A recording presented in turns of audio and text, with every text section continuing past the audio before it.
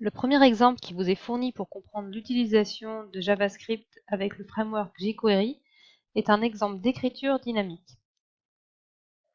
On a ici un formulaire avec deux champs dans lesquels on peut rentrer des valeurs.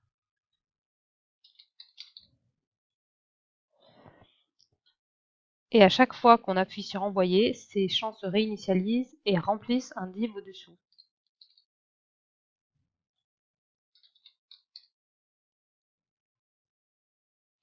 Voyons le code.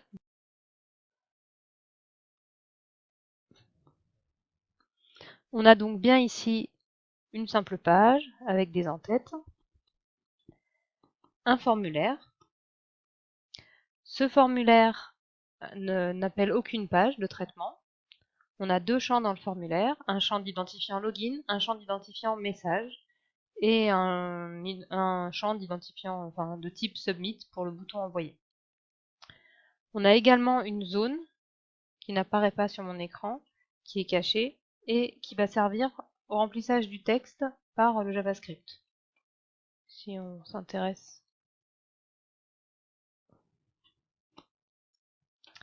au code ici, vous pouvez voir cette zone, ma zone texte ici, qui est identifiée. Alors, que fait mon code JavaScript? Le code JavaScript est du code événementiel.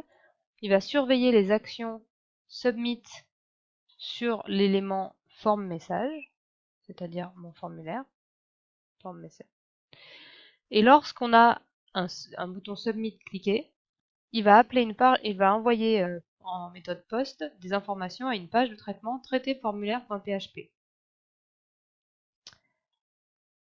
Cette page traité formulaire.php a pour rôle de récupérer les informations qui ont été rentrées dans les deux champs, donc $post login, $post message, de les affecter dans des variables en PHP, et de générer une ligne de traitement d'affichage dans laquelle on va avoir un saut de ligne. Login a écrit le calcul de la date courante, deux points, et puis ce qu'on a trouvé dans notre champ message.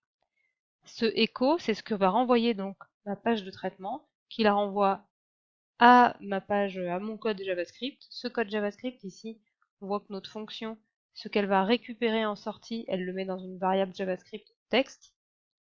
Et donc dans le code JavaScript, on va lui demander de faire apparaître, d'ajouter, append, on va ajouter, dans la méthode append, on va ajouter ce qui a été renvoyé par la fonction PHP à l'élément HTML div zone text, et mon div zone text, c'est le div que j'avais ici, le div qu'on aperçoit ici. Ce qui fait bien que chaque fois que je vais rentrer quelque chose dans mes champs,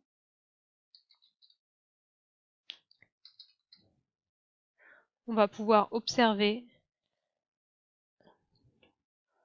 un envoi de paramètres qui se fait en post. Le paramètre login qui vaut test, message qui vaut test. Le traitement PHP qui s'est effectué mais qu'on n'a pas vu s'effectuer, qui a renvoyé la réponse au JavaScript, qui a permis d'écrire dans la zone texte ici, test a écrit le date calculée, deux points, le message qui avait été envoyé. Ce premier exemple donc fonctionne avec la bibliothèque jQuery, le framework jQuery, qui nous permet d'utiliser ces méthodes, la méthode append, la méthode serialize ici, l'appel de fonction pour récupérer le résultat d'un appel d'une méthode. Cette syntaxe nous est rendue possible par l'utilisation de ce framework qui, lui, derrière, code en Ajax le fonctionnement de ces différentes méthodes.